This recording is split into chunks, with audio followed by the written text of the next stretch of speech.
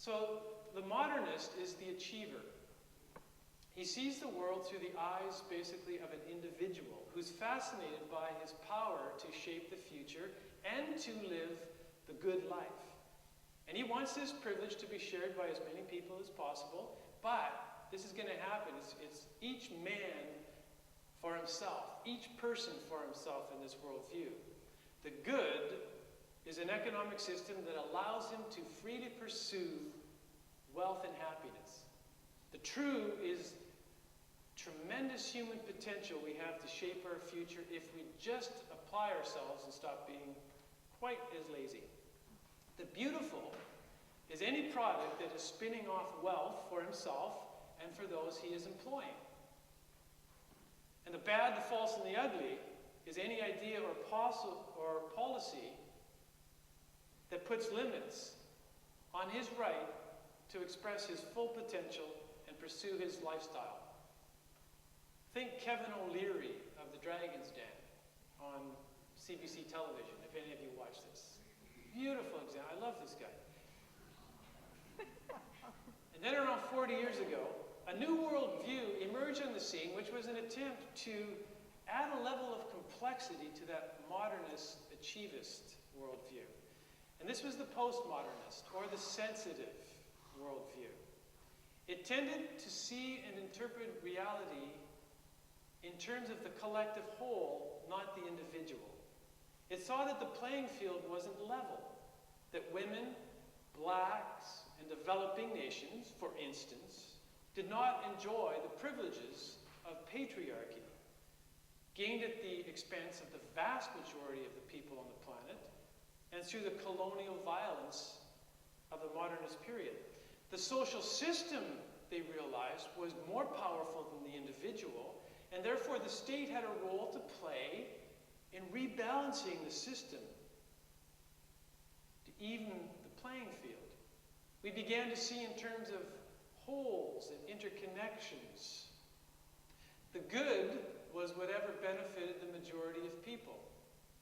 The true was any idea or policy that rebalanced the rampant individualism of the modernists, and the beautiful was putting people and the planet ahead of profit. Think Noam Chomsky, Naomi Klein, or Brett Wilson.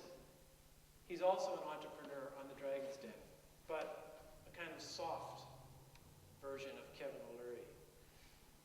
A sensitive version of Mr. O'Leary. And the last 20 years, throughout the planet, since the Reagan and Thatcher era, basically, it saw a carefully crafted resurgence of the achievist worldview, leaving the postmodernist sensitives in the role of protest in the so-called liberal or the neoliberal ideology of economic globalization. And today, what we're witnessing in the climate change debate is a clash of these two cultures. And the poster boy for the modernist, achievist worldview is none other than, wait for it, our beloved Canada. Which is really weird. And it's important to note that there are dignities and there are disasters associated with each of these worldviews, but each of these worldviews tends to see the other only in terms of its disastrous aspects. It's also important to notice that there's a new worldview emerging beyond postmodernism, which is taking the best of these two worldviews, putting them together, and adding some added value to them. But I'm not going to talk about that this morning. But here's my point. Here's what I discovered. All of the information, all of the data in the world is not going to convert a modernist to adopt the postmodernist worldview. It ain't going to happen.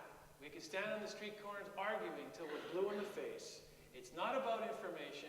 It's about belief systems and value systems. And it's about defending our view of our reality to the death. And what's really interesting in this debate is that both the modernists and the postmodernists put a high value on science. They both do. That's why science is a hinge point in this debate. It's the trigger point.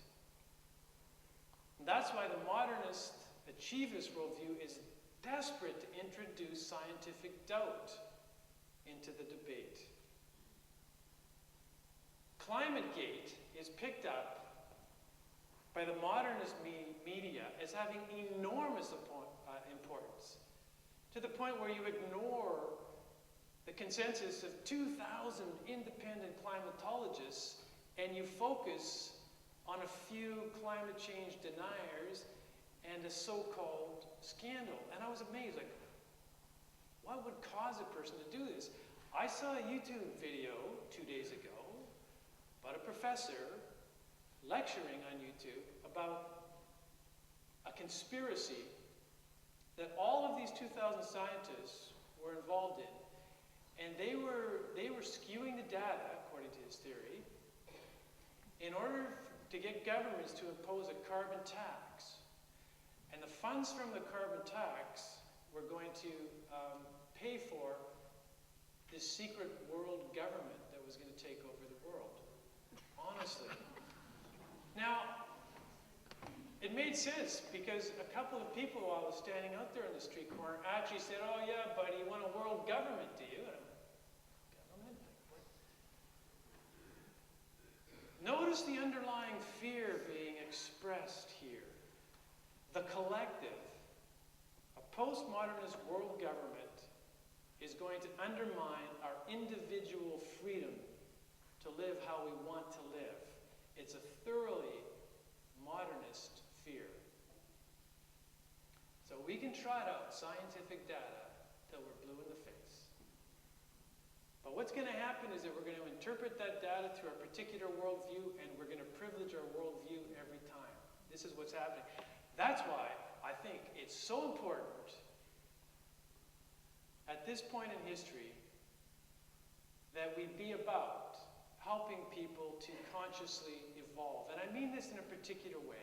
Helping people to hold their most dearly held convictions and beliefs and assumptions about the nature of reality loosely, to contextualize all of them, to be skeptical about their own deeply held convictions. And I'll repeat that. To be skeptical not about other people's convictions, but about our own deeply held convictions, and to allow ourselves to be changed by new data. And of course, this is standard practice for scientists, folks.